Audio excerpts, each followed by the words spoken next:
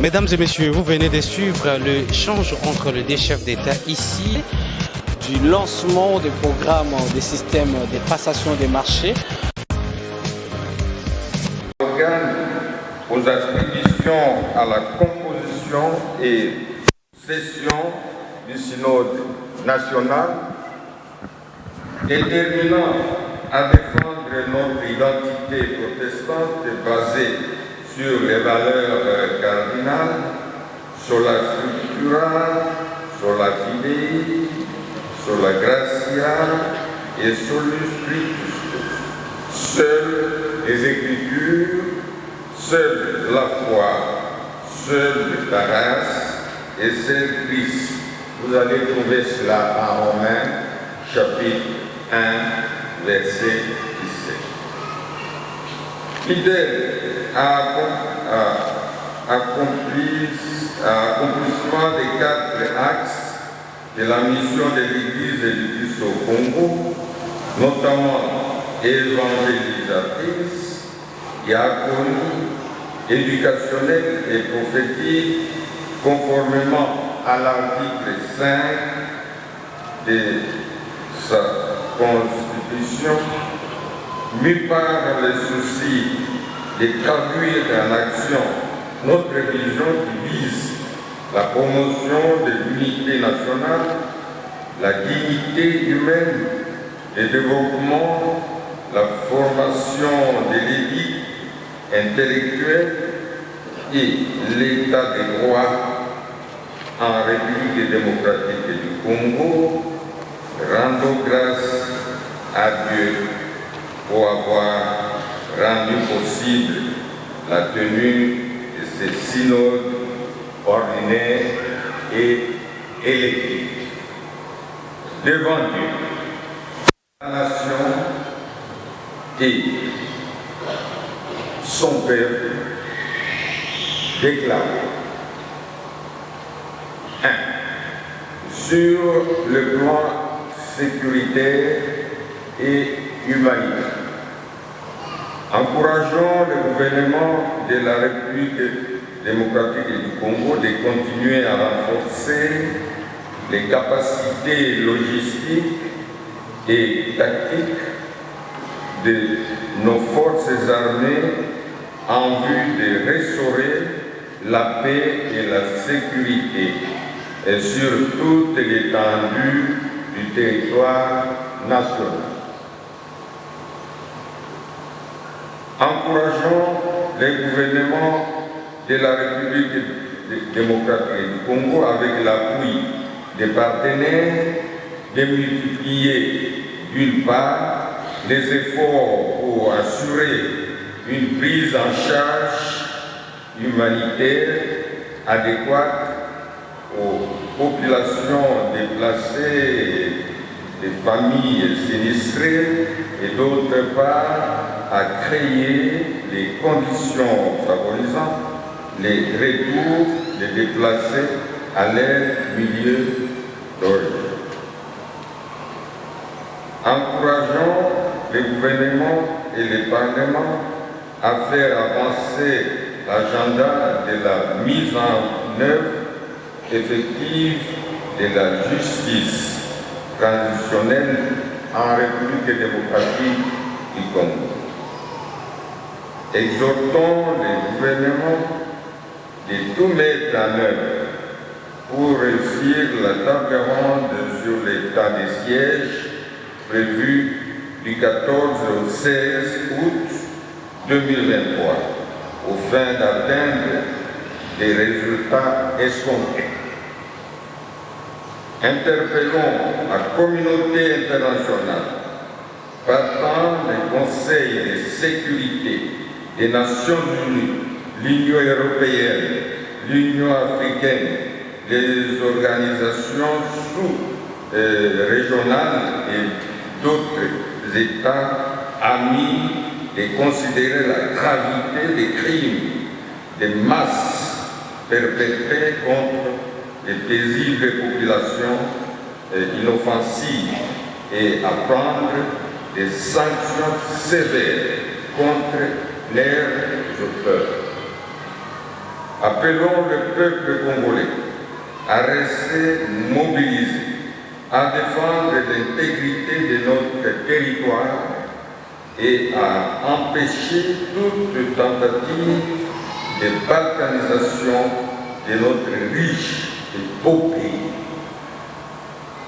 Annonçons que le département de la diaconie de l'Église du Christ au Congo mettra en œuvre, en collaboration avec nos partenaires, un nouveau projet de programme d'encadrement et des actions humanitaires en faveur des populations déplacées, déracinées et sinistrées. Sur le plan socio-économique. Exhortons les gouvernements à renforcer les contrôles et mécanismes de mobilisation des recettes et de rationaliser les dépenses au fin d'assurer une bonne gouvernance. Interpellons le gouvernement à réévaluer son agenda sur la lutte contre la corruption et les détournements des deniers publics qui figurent parmi les causes favorisant la pauvreté de la population. Demandons au gouvernement de maîtriser l'inflation monétaire afin d'épargner la population de ses effets pervers. Attirons l'attention du gouvernement sur plusieurs cas d'esclavage moderne qui s'installent dans certaines entreprises publiques et privées, particulièrement dans les entreprises ou sociétés d'exploitation minière. Exhortons les gouvernements à mettre en application l'ordonnance loi numéro 002/2012 du 21 septembre 2012 relative à l'interdiction faite aux expatriés d'exercer des petits commerces réservés aux nationaux. Exhortons le gouvernement à faciliter aux parents les conditions pour une rentrée des classes apaisée à début de septembre. Félicitons le gouvernement d'avoir recruté de nouvelles unités au sein de l'administration publique ainsi que dans certains services de l'État et l'exhortons à assumer une prise en charge régulière de ces dernières. Encourageons les gouvernements à poursuivre la mise en œuvre des projets de 145 territoires en République démocratique du Congo et saluons les partenaires du gouvernement avec l'Église du Christ au Congo dans la mise en œuvre des projets à impact visible dans les domaines de l'éducation, de la santé et de l'agriculture en faveur de nos populations. 3. Sur le processus électoral. Réitérons l'engagement pris à la 18e session ordinaire du Synode national de 2019 de mener en toute responsabilité notre mission prophétique en vue de renforcer l'état de droit démocratique au Congo. Soutenons notre projet programme dénommé Tolingeli Maponani 2023, porté par la Commission Justice, Paix et Sauvegarde de la Création, répartie en 3 axes. 1. Déploiement d'une mission d'observation électorale. 2. Sensibilisation. Et 3. Éducation civique du peuple et prévention des conflits avant, pendant ou après les élections. Soutenons notre mission d'observation électorale portée par la Commission Justice et Paix et Sauvegarde de la Création qui travaille professionnellement avec nos partenaires techniques, financiers et écuméniques au fin d'assurer la crédibilité, la transparence, l'inclusivité et l'apaisement au processus électoral 2023. Exhortons la Commission électorale nationale indépendante, CNI, à privilégier le mécanisme de décrispation et de créer la confiance entre parties prenantes au processus électoral en vue de garantir un climat apaisé dans le déroulement des opérations en cours.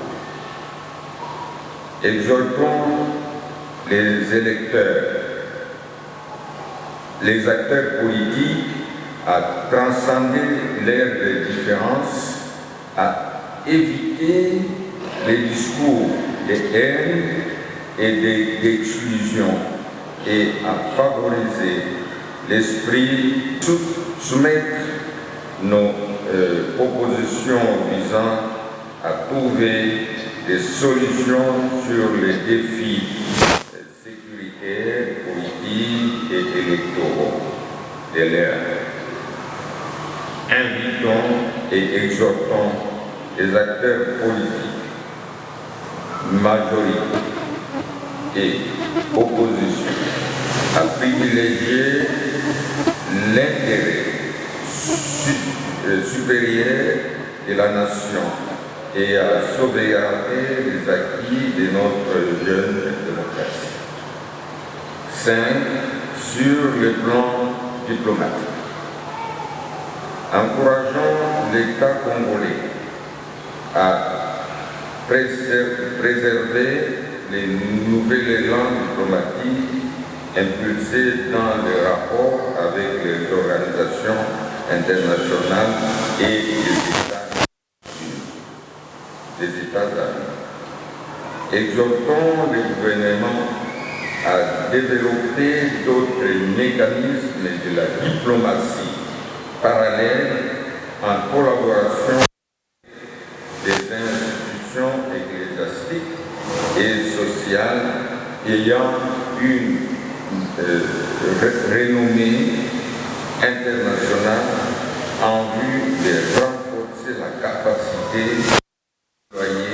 et le lobbying de la République démocratique du Congo, notamment en matière de sécurité, de développement et sauvegarde de la création, protection de l'environnement. 6. Sur le plan environnemental, saluons le leadership du gouvernement congolais en matière de protection de l'environnement porté sur l'agenda dénommé République démocratique du Congo, qui vise à favoriser le potentiel forestier et l'écosystème congolais. Interpellons les pays pollueurs à la responsabilité, à la redevabilité et à la solidarité envers les pays victimes du changement climatique. Rassurons les gouvernements congolais de mettre à contribution l'agenda de l'ECC sur la justice climatique au travers de notre commission justice, paix et sauvegarde de la création. Encourageons tous les partenaires de notre organisation religieuse traditionnelle, société civile et peuples autochtones et qui travaillent au sein de l'initiative interreligieuse pour la protection des forêts équatoriales en République démocratique du Congo, de ne ménager aucun effort pour la réussite de celle-ci. Et tout ce procédé, et tout ce qui précède, nous lançons un appel vibrant au peuple congolais à une prise de conscience collective face au défi de la réalisation de notre rêve collectif. Nous rappelons que notre histoire s'écrira par nous-mêmes et notre destin est entre nos mains. Réveillons-nous comme un seul homme et sortons de l'obscurantisme, de l'égoïsme, du népotisme, du tribalisme, de la haine, de la division, de la banalité du mal, de la corruption, du meurtre et des crimes de masse. Lèvons-nous et bâtissons un Congo nouveau, fort et prospère grâce au travail, à la liberté, à l'égalité, à l'unité, la diversité, à la justice pour tous et à la promotion de la démocratie. Pour le synode national, fait à Kinshasa, le 13 août 2023, Monseigneur évêque Ounda Yemba Gabriel, modérateur national, révérend docteur André Gédéon Bokundoa, Gabe, président national. Merci. Mesdames et messieurs des organismes associés à l'ECC, distingués invités, à vos titres et qualités respectifs. Que la grâce et la paix de notre Seigneur et Sauveur Jésus-Christ soient avec vous. Et bien, qui finit bien, dit-on.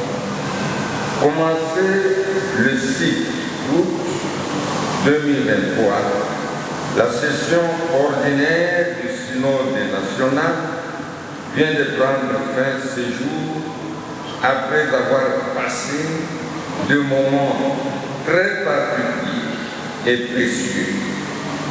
D'aucuns pensaient que les ciels allaient s'abattre sur la terre, mais comme fils de Dieu, rachetés par le sang de Jésus-Christ, nous avons atterri en douceur.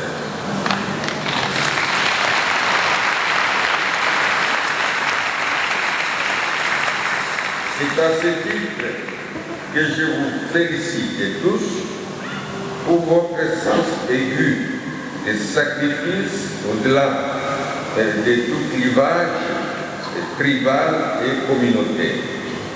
Depuis ma mort, je rends grâce à Dieu Tout-Puissant, Créateur des cieux et de la terre, pour sa protection tout au long de ces synodes nationaux.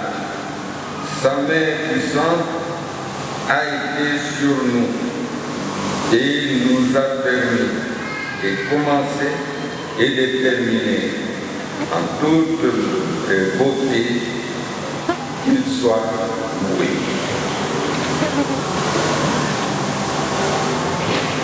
À tout Seigneur, tout honneur, dit-on, l'Église éditée au Congo a été très honorée par la présence du couple présentiel à l'ouverture de ses assises. J'ai cité les couples de son Excellence Félix Antoine Tshisekedi Tshilombo, président de la République, chef de l'État, avec l'expression de mes hommages les plus déférents. À votre nom et au mien propre, je tiens à lui présenter les remerciements de tous les protestants de la République démocratique du Congo et pour son déplacement dans ce beau cadre de la cathédrale du centenaire protestant, malgré ses hautes et multiples responsabilités.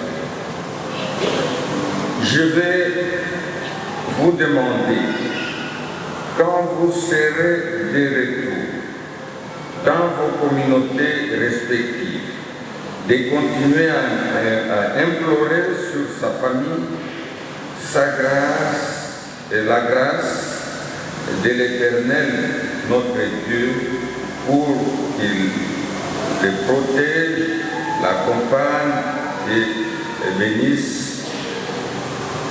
pendant tous ces moments difficiles. Cher peuple de Dieu, 6 jours ont suffi pour que nous puissions débattre en toute sincérité et responsabilité de toutes les questions sur l'avenir de notre chère Église. Ensemble, nous avons arrêté des décisions, des résolutions, les leitmotifs de notre séjour à Kinshasa au cours de cette session convoquée conformément à la constitution de l'Église et du Congo. À cet effet, je vous exhorte tous à la stricte application de celle-ci, car c'est le fondement de notre Église aujourd'hui et demain. Comme vous l'avez si bien constaté, parmi les tâches que nous a assignées notre Constitution, nous avons pu élire des autorités qui doivent diriger notre Église au cours de ces 6 années à venir. À ce jour, je m'empresse de féliciter le premier d'entre nous. J'ai cité le révérend docteur, révérend Bokundwa Bolikabe, même si on l'a présenté, mais c'est à moi de le présenter publiquement. Je vous présente.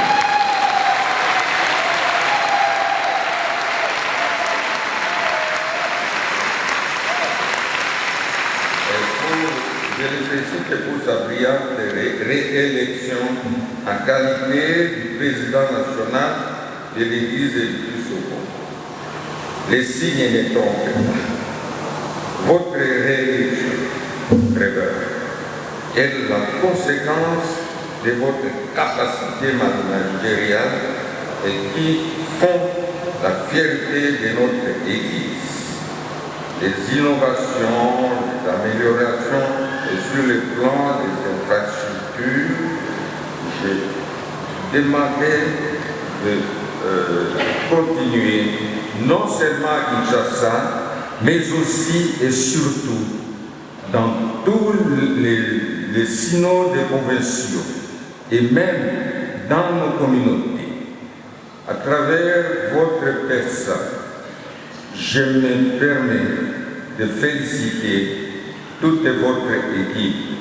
Le premier président national, Monseigneur Révérend Matesso, et le deuxième, Monseigneur Kalonji Moutamba. Tous les deux sont ici. Nous vous félicitons. Monseigneur Matesso et Monseigneur Kalonji. Ils sont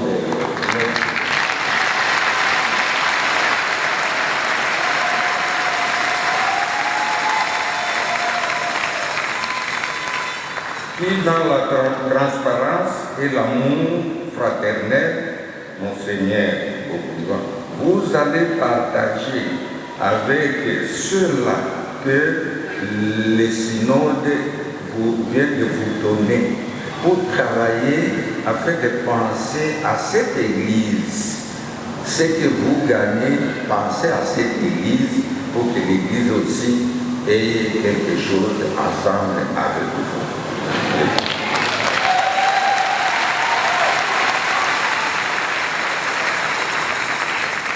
Qui trouve ici l'expression de mes sentiments de grande satisfaction. À mes seigneurs Yamouké Milé, le synode de l'Église du Plus au Congo vous restera à jamais reconnaissant pour les services que vous avez rendus avec abnégation et dévouement pendant votre mandat. Vous constituez à coup sûr une richesse et une valeur ajoutée pour toujours. L'Église ne manquera pas de recourir à votre expertise chaque fois que le besoin se fera sentir. Chers peuple,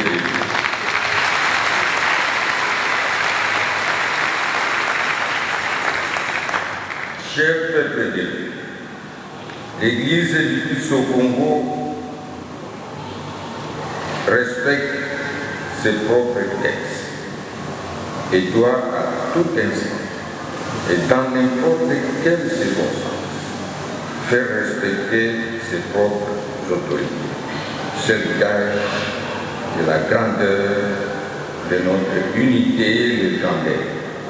Élire est un droit dans l'Église, tandis que respecter les autorités est un devoir sacré, car toute autorité vient de Dieu.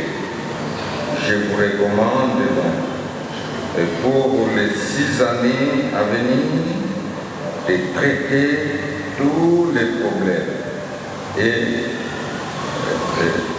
malentendus dans l'Église et non ailleurs.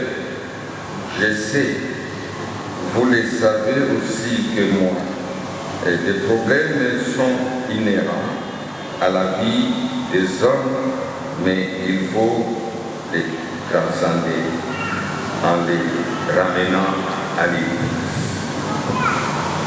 S'agissant des élections au niveau du synode national, vous avez pu constater, comme moi d'ailleurs, qu'il y a un vide dans nos textes que nous devons combler au cours du synode prochain.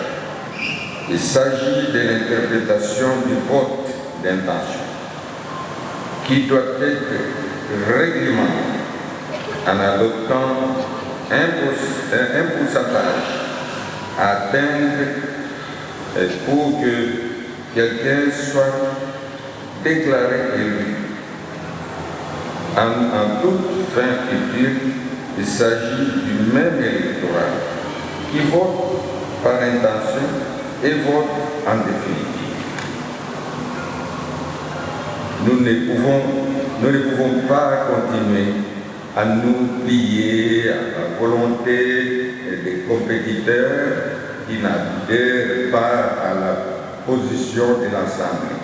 Enfin, je tiens sincèrement à remercier tous ceux qui nous ont aidés à l'organisation de ce synode national. Sentez-vous à l'aise car Dieu connaît votre contribution. Les cuisiniers, les protocoles, les scouts, les secrétaires, le secrétariat technique, la sécurité, ceux qui ne sont pas, même ceux qui ne sont pas cités, même session ordinaire du synode national de l'Église du Christ au Congo. Que l'Éternel, notre Dieu, maître des temps et des circonstances, vous accompagne tous, chacun dans sa communauté, au nom du Père, du Fils et du Saint-Esprit. Amen. Applaudissons le Seigneur.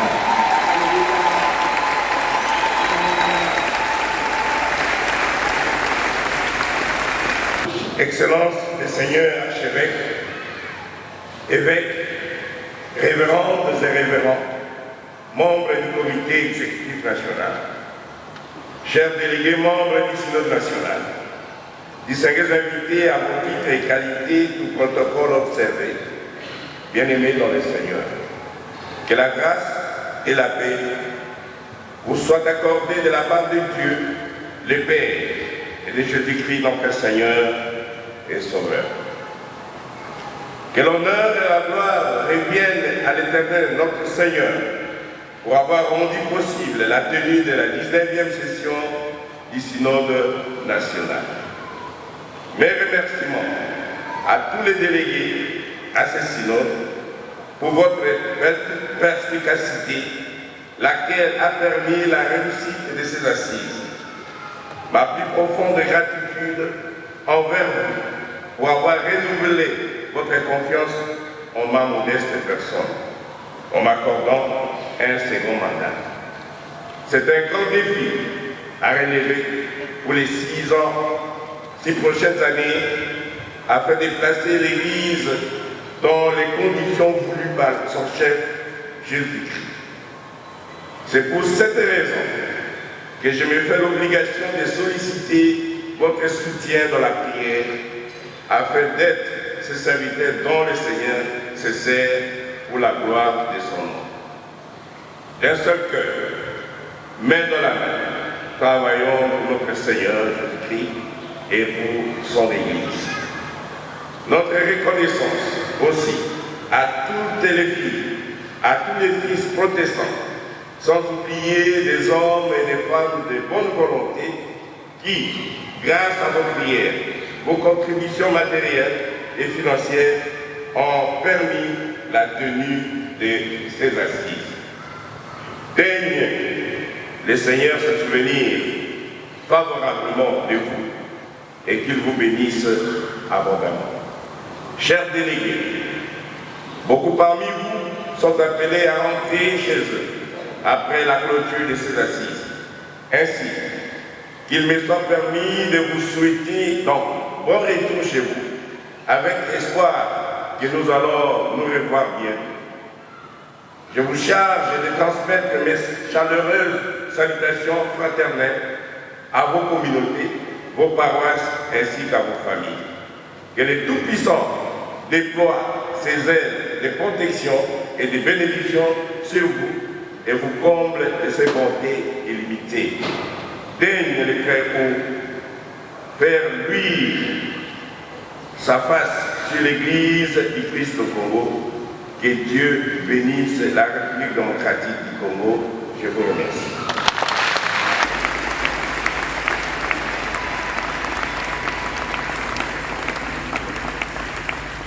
Implorer la bénédiction de Dieu sur nous. Seigneur, nous te disons merci pour toutes choses. Maintenant, tes servants, tes serviteurs vont prendre le chemin de retour. Et c'est toi qui les avais invités pour prendre ces grandes décisions pour ton Église. Et nous voulons qu'ils puissent aussi apporter les bénédictions reçues ici et protège-les pour les tout. Au nom du Père, du Fils et du Saint-Esprit. Amen. Vous savez, les gens ont toujours leur estime, ils peuvent faire n'importe quoi qu'ils veulent. Mais je ne fais que féliciter le président national, le révérend docteur André Bokondoua, qui est réélu par la confiance des fidèles, quitte à nous de porter nos mains fortes pour lui soutenir afin que tout se marche en bonne et due forme. Bon, sinon, ça a démarré, moi je n'étais pas ici, j'étais aux États-Unis, mais j'ai reçu le coup. Le monde était serein pour l'appuyer, il a fait un bon travail et puis c'est de là, il mérite sa reconnaissance. Et je suis très fier de lui, qui est un fils du grand espace d'Équateur, dont moi je suis aussi un des notables, je le félicite. Et tous mes souhaits vont maintenant à son endroit pour qu'il puisse gagner le pari à bonne et due forme. Il y a 10 ans que je suis président de Milapro Sud Kivu. Et le 3 août, j'ai été ici à la tête de Milapro National par mes collègues.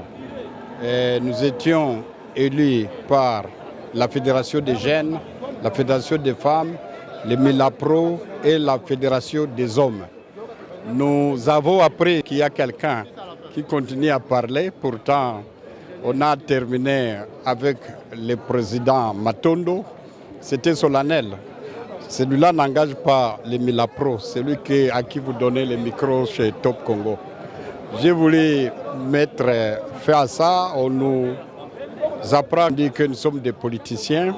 Le Milapro a été dirigé par Kalonji Mutamba, le père d'Isaac, qui est élu aujourd'hui, quand nous étions à la conférence nationale souveraine.